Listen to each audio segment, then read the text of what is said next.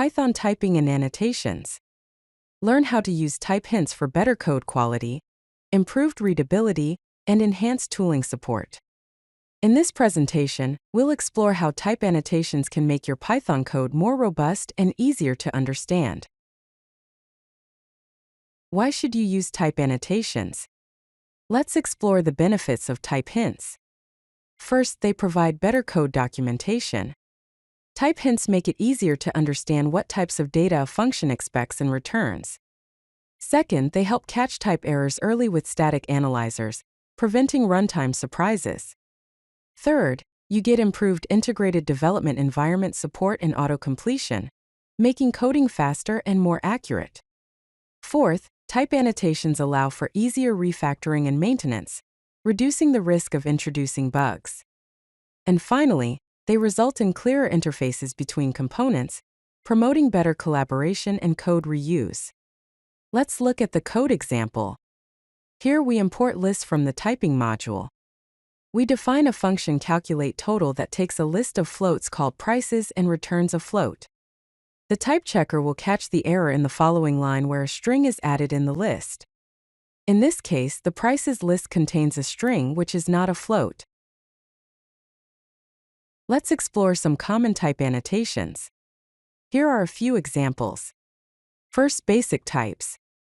You can specify types like string, integer, float, and Boolean for function parameters and return values. For example, a function process takes a text as a string, count as an integer, price as a float, and active as a Boolean and returns a string. Second, collections. The typing module provides types like list, dict, and tuple for annotating collections. For example, a function process data takes a list of strings, a dictionary mapping strings to integers, and a tuple of two integers. Third, optional and union types. You can use optional to indicate that a parameter can be none, or union to specify that a parameter can be one of several types. For example, a function findUser can take an optional integer user ID or a string or integer query. Finally, the callable type. You can use callable to annotate functions that accept other functions as arguments. For example, a function apply function takes a function that accepts an integer and returns a string, along with an integer value. Let's dive into some advanced type annotations. First, generic types. You can use TypeVar and generic to create generic classes and functions that work with multiple types. In the example, T is a type variable. A class stack uses generic type T. It has a push method that takes an item of type T. Second, type aliases. You can create type aliases to simplify complex type annotations, making your code more readable. Here we define user ID as an integer, point as a tuple of floats, user data as a dictionary mapping user IDs to strings, and matrix as a list of floats. Now let's see what tools we can use and what are the best practices for type checking. There are several type checking tools available for Python, including mypy, which is the official type checker for Python, Pyright, a fast type checker from Microsoft, Pyr, type checker from Facebook, PyCharm, which has built-in type checking and Visual Studio Code with Python extension. Here are some best practices for using type hints. Start with critical code paths, focusing on the most important parts of your code.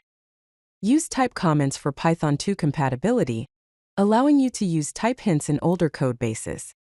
Leverage type aliases for complex types, making your annotations more readable and manageable. Add gradual typing to existing projects, introducing type hints incrementally.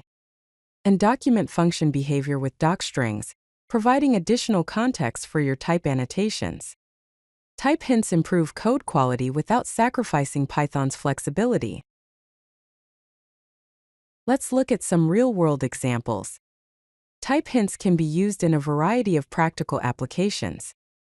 Here are a couple of examples. First, API client. In this example, the getUser method takes an integer user ID and returns a dictionary mapping strings to any type. Second, data processing. In this example, the processReadings function takes a list of floats and returns a tuple containing the average and maximum values. Type hints make your code more maintainable and self-documenting. If you like this video, hit that like button and don't forget to subscribe. Visit CodeLucky.com for more such useful content.